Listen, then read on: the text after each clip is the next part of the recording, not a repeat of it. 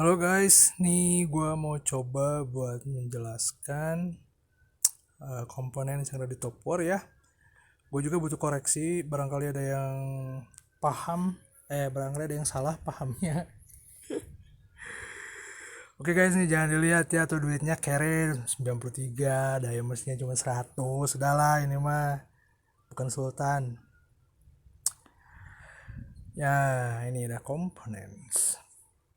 Kalau menurut gue ini salah satu elemen yang penting ya dalam mempengaruhi battle, apalagi sekarang masa-masa orang itu belum banyak lah yang punya komponen level tinggi. Cuman di sini yang paling mencolok itu adalah Harriet Fire nih.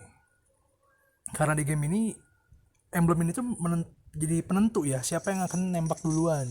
Jadi misalkan gue Harriet Fire level 7 bertemu dengan musuh yang Harriet Fire-nya masih level 5. Jelas gue akan nembak duluan.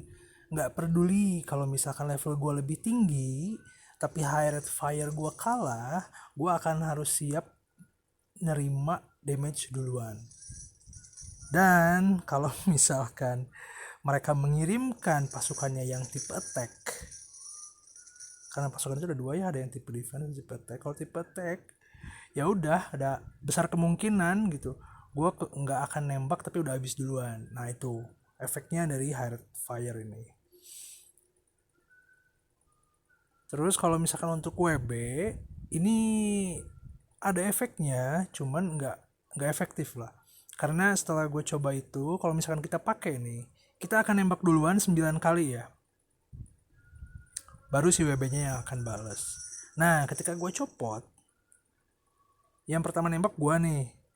Terus nanti diinterupsi, dibalas sama si WB-nya sekali. Tapi ya udah, habis itu dia harus nunggu dulu troops gue nembak semua, baru dia bisa interupsi lagi. Seperti itu fungsinya, guys. Terus di sini ada ini sifatnya weapon upgrade itu komponen yang aktif tapi pasif. Dia pasif tapi aktif. Nah, gitulah, pasif tapi aktif. Jadi ketika komponen ini dipasang, efeknya udah langsung ada, udah langsung aktif. Nah, ini ATK itu adalah nilai yang akan mempengaruhi si jumlah damage yang akan ditimbulkan. Karena kalau misalkan kita lebih teliti lagi, ada skill yang damage increase. Nah, ini sudah dibuktikan sama Febri dan Crystal ya. Jadi kalau misalkan damage increase itu menambah, misalkan kita attack-nya ini 100 misalkan ya. Dan damage yang akan ditimbulkan 120. Tapi karena ada damage increase, dari 120 itu persenannya, jadi lumayan tinggi kan, betul. Terus ada lagi armor upgrade, ini sama sifatnya pasif tapi aktif, langsung ada efek ketika dipasang. Damage decrease sama ini pakai komponen sini tuh menguntungkan sekali ya, apalagi kalau misalnya kita mau battle karena kita udah langsung dapat efeknya gitu guys. Beda halnya dengan crit upgrade karena ini aktif by chance gitu. Kalau misalkan gue nih masih level 7, cuma 35% itu. Masih kecil lah rate-nya lah. Kalau misalkan Om Tumud tuh udah level 10, Om Pejuang nggak tahu deh, Om IPX nggak tahu deh. Kayaknya udah pada tinggi-tinggi lah baru worth it sih pakai ini. Karena nambah chance-nya ya lebih tinggi.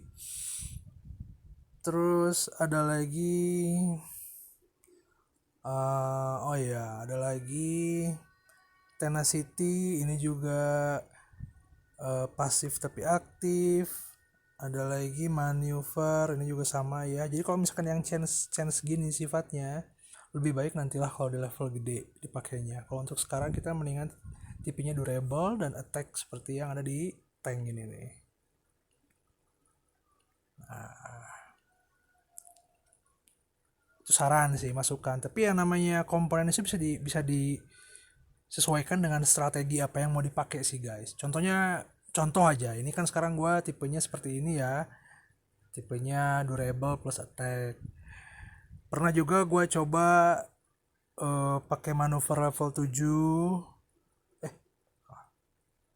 pakai manuver level 7, pernah juga pakai hit. Apalagi kalau misalkan lawan heavy ya, menurut gue itu kalau punya manuver level tinggi kasihan heavy-nya. walaupun damage gede ke tank ya, tapi dia kalau miss dodge gitu ya lumayan sih gitu. Terus apalagi, oh ya ini guys nih, sama nggak kalah pentingnya juga untuk city dev. Ini kalau gue nggak salah mempelajari, jadi kita tuh pilih guys, ini current garrison hero itu defender terdepan kita gitu. Ketika ada musuh datang attack ke base kita gitu, kita ngeset di sini siapa yang mau ngedev paling depan. Nah gue di sini masih belum di settingnya karena lagi pada nyangkul pada di sawah. Nah kalau misalkan defense ininya sudah habis, nah di sini di advance setting ini kita nentuin,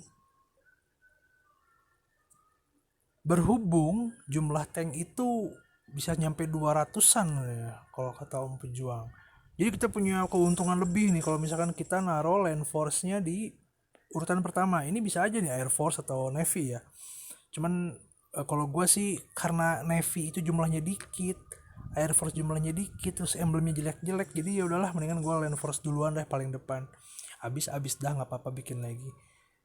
Nah hero-nya pun sama, kita bisa pilih di sini siapa yang akan nge-defense. Oke guys, mungkin segitu dulu. Kalau udah jangan lupa di save ya. Nah, segitu dulu dari gua. Mudah-mudahan gampang dimengerti, dan kalau misalkan ada yang salah jangan ragu untuk koreksi ya. Penting banget soalnya ini informasi. Oke guys, sekian dari gua. Thank you. Bye bye.